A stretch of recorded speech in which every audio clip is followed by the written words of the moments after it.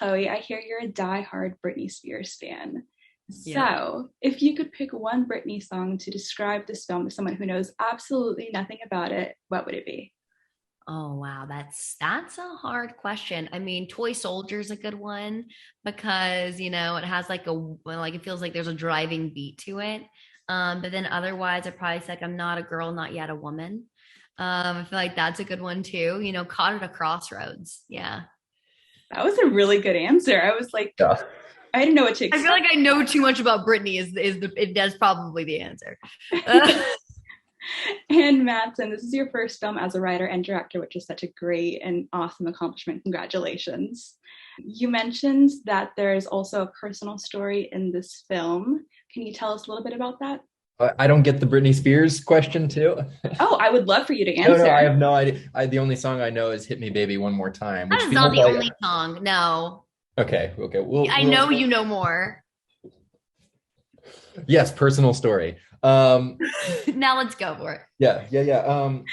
No, it's a love letter to my biological parents. I was adopted and born out of the Romanian Revolution, and so I wanted to have a love letter to these people that I don't know.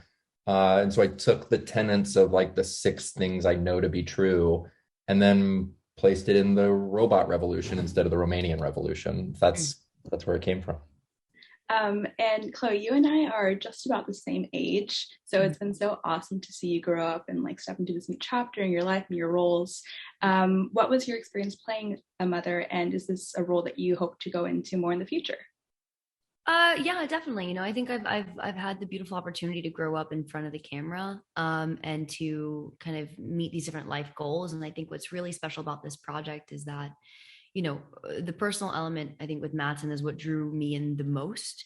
The script was absolutely incredible, but then when I talked to him about, what he viewed, Georgia was to him, and how we wanted to go about bringing Georgia to life, it was an opportunity that I really couldn't ever imagine not, jumping into with him. And it was intrinsic, it was beautiful, and I think it flowed in a way that him being the physical depiction of this baby that's in my belly inside the story, it was very, um, cathartic at moments, and heart wrenching in a lot of different ways. And so it made, I think, the sequences for Algie and I, it made them very much so just flow. We didn't need very many takes in a lot of the large emotional pieces. And I think that speaks for itself, because the way Madsen had it shot with Pat, our wonderful cinematographer, it was almost like a play, so we really just threw ourselves into it and let the beats roll as they may. And Matson, I read one of your tweets that said you spent the last 5 years learning all about artificial intelligence. So on a scale of 1 to 10, how doomed are we? 14, dude. Like it's not good what we're doing here.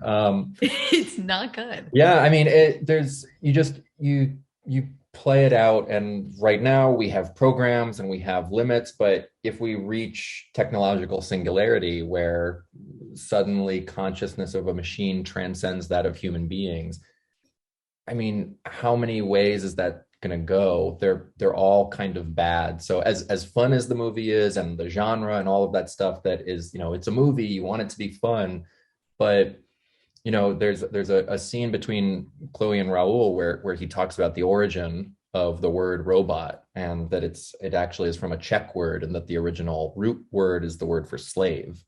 Mm-hmm. And once you look at that and you go, oh, there's nothing good about this from the foundation up. Uh, it's scary. Definitely. Chloe, how much did you know about artificial intelligence going into this?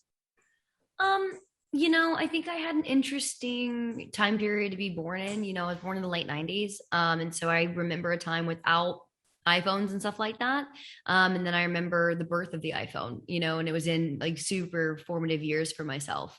And I can tell with kids, even, with people even 2 years younger than me, there's a really large generational gap with the way that we view technology. And how more and more embedded it and ingrained it is to the human psyche. And you look at children these days, and they can work an iPad better than I can imagine, quite frankly. And they're 3 years old before they can, pretty much speak a lot of the times. And I think it's, you know, it's spooky, but at the same time, it's inevitable. You know, it's happening around us.